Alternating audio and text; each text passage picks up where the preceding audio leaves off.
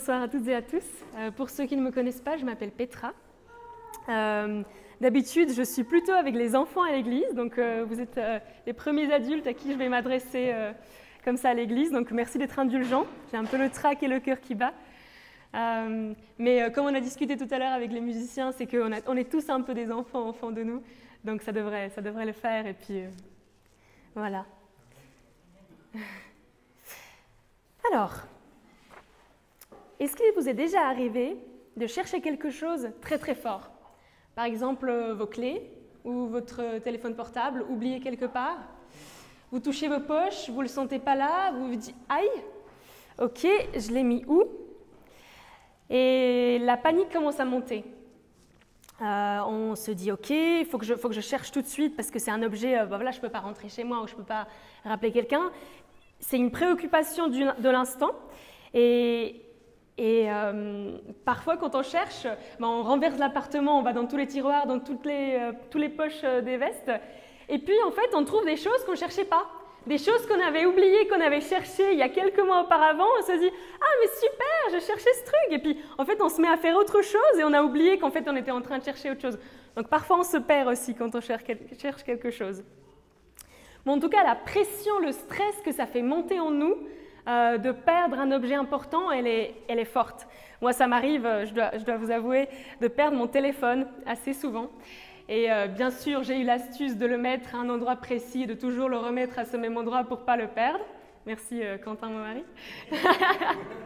Mais pourtant, il arrive des moments où en fait, je le perds. La dernière fois, c'était à Noël.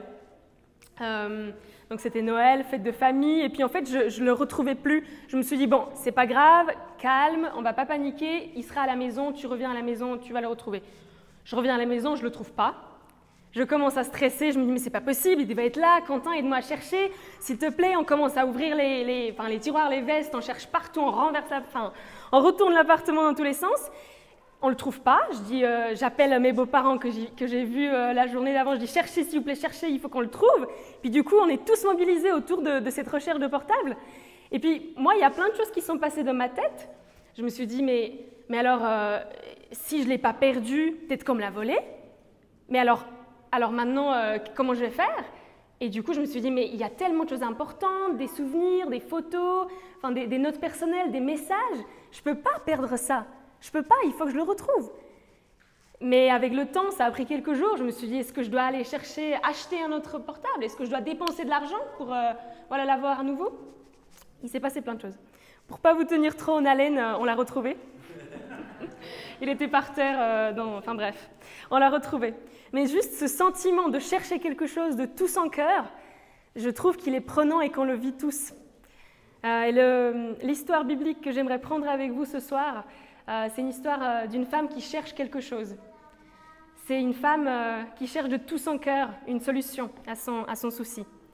Cette histoire se trouve dans les évangiles de Matthieu, Luc et Marc, mais ce soir je vais prendre avec vous l'évangile de Marc. Il se trouve dans l'évangile Marc, chapitre 5, versets 25 à 34. Mais avant de le lire, j'aimerais juste vous mettre un peu le contexte, où est-ce qu'on se situe par rapport à cette histoire.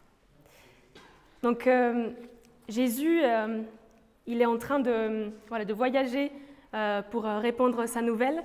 Il fait des miracles. Il est avec ses disciples au bord d'un lac, c'est le lac Tibériade. Et il y a une grande foule qui le suit. Tout le monde le presse. Il y a beaucoup d'intérêt pour Jésus, pour ses paroles, pour est-ce qu'il va faire un miracle. Il vient d'être sollicité par un père, Jairus, qui aimerait que Jésus vienne guérir sa fille. Jésus est donc en chemin au travers de la foule. Et donc on peut lire ensemble, si vous avez vos Bibles, Marc 5, versets 25 à 34. Or, il y avait une femme atteinte d'une perte de sang depuis 12 ans. Elle avait beaucoup souffert entre les mains de plusieurs médecins. Elle avait dépensé tout ce qu'elle possédait sans en tirer aucun avantage. Au contraire, son état avait plutôt empiré. Ayant entendu parler de Jésus, elle vint dans la foule par derrière et toucha son vêtement, car elle se disait « Si je puis seulement toucher ses vêtements, je serai guérie. » Au même instant, la perte de sang s'arrêta. et elle sentit dans son corps qu'elle était guérie de son mal. Jésus ressentit aussitôt en lui-même qu'une force était sortie de lui. Il se retourna au milieu de la foule et dit « Qui a touché mes vêtements ?» Ses disciples lui dirent « Tu vois la foule qui te presse et tu dis qui m'a touché ?» Et il regardait autour de lui pour voir celle qui avait fait cela. La femme, effrayée et tremblante, sachant ce qui s'était passé en elle, vint se jeter à ses pieds et lui dit toute la vérité. Mais Jésus lui dit « Ma fille, ta foi t'a sauvée, va en paix et sois guérie de ton mal. » Je pourrais m'arrêter là. Je m'assieds. Je trouve que le texte, il est tellement fort, il y a tellement de choses, ces personnages qui nous parlent. Tout d'abord, on a la femme dont on ne sait pas grand-chose. On ne sait pas comment elle s'appelle, quel âge elle a, on ne sait pas de quelle vie elle vient, comme souvent dans la Bible est écrit « vient de Nazareth, vient de Bethléem ». Non, là, on ne sait pas, elle est inconnue. On ne sait pas s'il a une famille, enfin voilà. Tout ce qu'on sait d'elle, c'est qu'elle souffre. Elle souffre d'hémorragie, elle souffre des pertes du sang menstruel. Et c'est vrai que c'est rare qu'on parle de règles à l'église, mais comme c'est le mois des femmes, je crois qu'on a le droit de parler de nos souffrances. Vous connaissez toutes, je pense, cette semaine, toutes les 4 semaines où on est vraiment, ça dépend bien sûr de chacune, mais fatigué, où on peut avoir mal, on ne se sent pas bien dans son corps, on n'est pas bien, des hauts et des bas émotionnels, c'est pas un moment facile, c'est pas un moment joyeux. Et on peut, je pense, s'identifier. Mais là, cette femme, c'est pas une semaine, c'est depuis 12 ans. Juste la souffrance que je peux m'imaginer en tant que femme, elle me paraît insoutenable. Mais ce qui s'ajoute à cette condition biologique ou physique, médicale, c'est la vision qu'a de cette condition, sa culture, sa religion. Elle est considérée impure. Selon la loi de Moïse, une femme est impure durant son hémorragie. Personne ne devait la toucher, ni toucher un objet que la femme a touché auparavant. Vous pouvez lire ça dans Lévitique 15. Elle n'a même pas droit d'entrer au temple.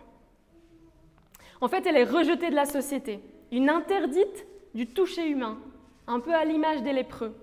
Elle est une moins que rien. On peut s'imaginer comment est-ce qu'on peut travailler lorsqu'on souffre d'une perte de sang incessante. Comment est-ce qu'une telle maladie affecte la confiance en soi? Comment est-ce que cela affecte les relations qu'elle pouvait avoir? Est-ce que le mari de cette femme, s'il en avait un, est resté avec elle? Ou bien il est parti chercher une autre femme? Ou bien avait-elle des enfants? Pouvait-elle s'en encore occuper? Qu'est-ce qu'elle pouvait vivre? Cela durait 12 ans, nous dit le texte. 12 ans, c'est un temps très lent. Et en même temps, je me dis, mais c'est un chiffre très particulier qui porte beaucoup de sens. 12 de l'élection, des tribus de l'Israël, des 12 disciples. Dans la culture hébraïque, on devient adulte à 12 ans. C'est un temps particulier. Mais pour cette femme, ce sont 12 ans de rejet, 12 ans de solitude, de souffrance. 12 ans où elle est coupée de la vie. Le texte dit « Elle avait beaucoup souffert entre les mains de plusieurs médecins.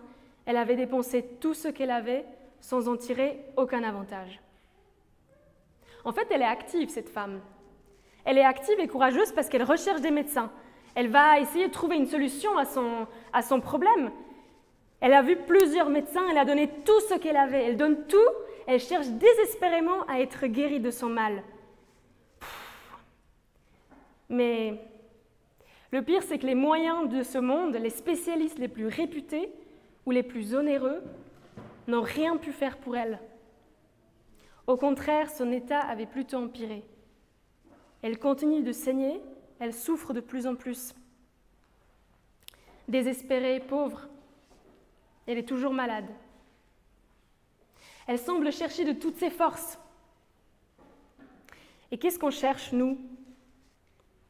La santé? Un travail qui nous satisfait et nous épanouit? Un partenaire idéal? Ou du plaisir, du bonheur, ici et maintenant? Je n'ai pas envie de penser, j'ai juste envie d'être bien. Combien de temps, d'énergie avons-nous dépensé? Par combien de mains de médecins sommes-nous passés? sans en tirer aucun avantage. Et ce vide-là, parfois on le sent, on peut le vivre. Mais là, elle, c'est sa vie. Cela ne lui a rien apporté. Mais quelque chose se passe dans le récit. Elle a entendu parler de Jésus. Là, une rupture s'installe. On était tout au long dans une durée, dans une souffrance, une lourdeur. Et là, comme une inspiration, elle a entendu parler de Jésus. Et en plus, donc sa foi commence à naître. Elle a fait agir. Elle vint dans la foule. Il y a un acte. Elle entend et puis elle va. Elle va dans la foule par derrière. Là, franchement, elle prend un immense risque. Elle vient dans la foule parmi les gens.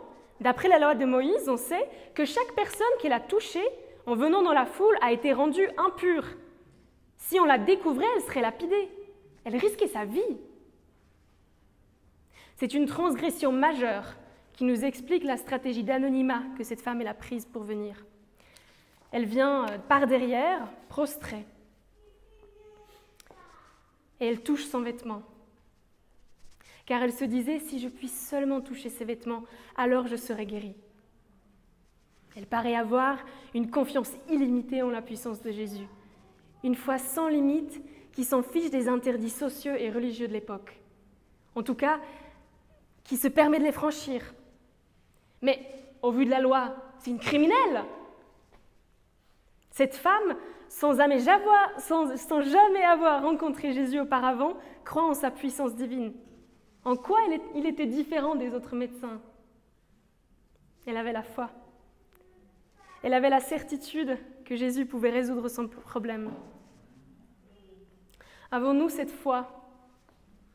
Cette certitude que Jésus est la réponse à nos plus grandes épreuves, à nos soucis, à nos maux, qu'il est la réponse à notre vide, qu'il est la réponse à ce qui saigne à l'intérieur de nous depuis tant de temps. Au même instant, la perte de sang s'arrêta, et elle sentit dans son corps qu'elle a été guérie de son mal. C'est-à-dire que son mal fut guéri dans sa cause, complètement, en un toucher. Elle connut dans son corps, par ce soulagement, ce bien-être, la force qu'elle éprouva. Elle était délivrée de son mal. Elle réussit contre toute attente.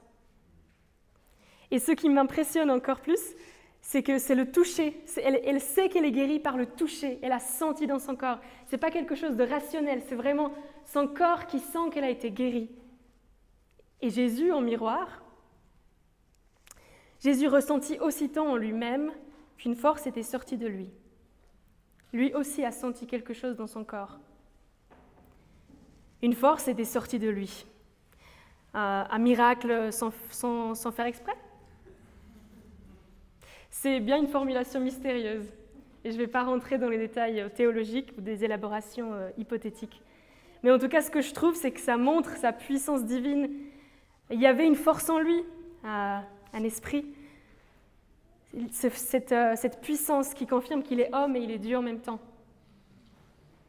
Il se retourna au milieu de la foule et dit « Qui a touché mes vêtements ?» Mais pourquoi veut-il savoir qui l'a touché? Il sait qu'il a guéri quelqu'un, il l'a senti, ça ne lui suffit pas. Que veut-il de plus? Jésus est plus qu'un guérisseur, il est sauveur. Ses disciples lui dirent « Tu vois la foule qui te presse et tu demandes qui m'a touché. » Disciple point de vue humain, très factuel. Attends là, tout le monde te presse, franchement, c'est bon quoi. Enfin, franchement, parfois tu dis des choses, on essaie de comprendre, mais là, pose pas la question. Tout le monde te presse. Enfin, voilà quoi. C'est vrai, la foule le pressait, la foule était là, s'approchait de lui, il voulait l'écouter, il voulait être peut-être diverti, en tout cas voir ce qu'il allait vraiment faire ou dire. Mais une femme l'a touché avec foi. Les autres sont venus voir un miracle, elle est venue chercher un miracle avec foi. Et il regardait autour de lui pour voir qui avait fait cela. Je trouve ça fou que Jésus l'ait cherché du regard. C'est tellement fort de regarder quelqu'un, de trouver ses yeux, de le chercher. Et là, il la cherche du regard. Il s'est retourné vers celle qui est venue par derrière, en cachette, dans cette foule qui la rejette. Il s'est retourné vers elle et la chercher du regard. Je crois qu'il nous cherche aussi du regard, tous les jours. La femme est venue se jeter à ses pieds, effrayée et tremblante. Oui, car elle connaissait la loi. Elle savait aussi qu'elle aurait pu rendre Jésus impur. Elle n'avait pas le droit de toucher un autre humain. Et pourtant, c'est par ça qu'elle pensait être guérie.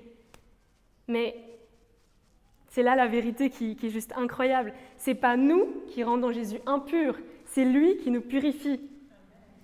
Ça ne va pas dans le sens qu'on aurait pu se dire. C'est pas l'ombre qui peut assombrir la lumière, c'est la lumière qui transperce les ténèbres. Nous ne sommes jamais trop impurs pour nous approcher de Jésus. C'est sa vie qui porte une abondance de vie. J'aimerais juste m'arrêter là-dessus pour... cet exemple de lumière, c'est tellement un exemple fort. Ça me fait penser à un lever du soleil après une longue nuit de froid, de ténèbres.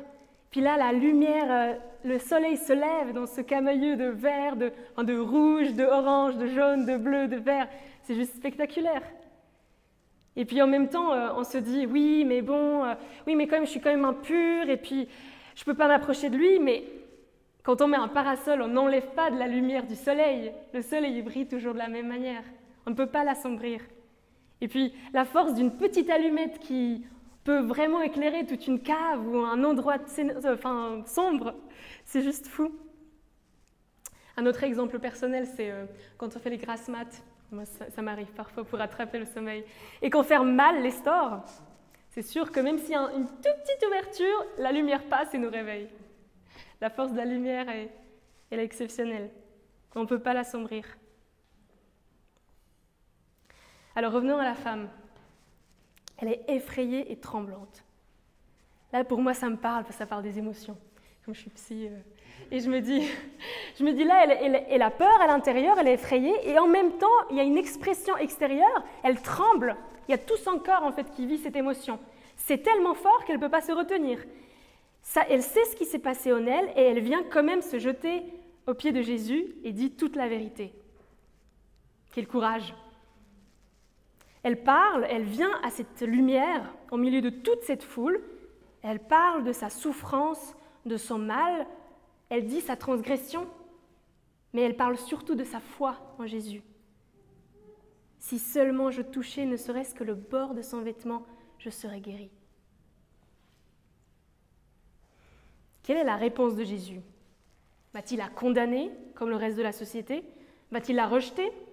Ou même l'humilier? Qu'est-ce qu'elle mérite, cette femme, moins que rien? C'est impur qui vient voler une puissance, qui vient comme ça par derrière s'introduire. Qu'est-ce qu'elle mérite? Ma fille, ta foi t'a sauvée. Va en paix et sois guérie de ton mal.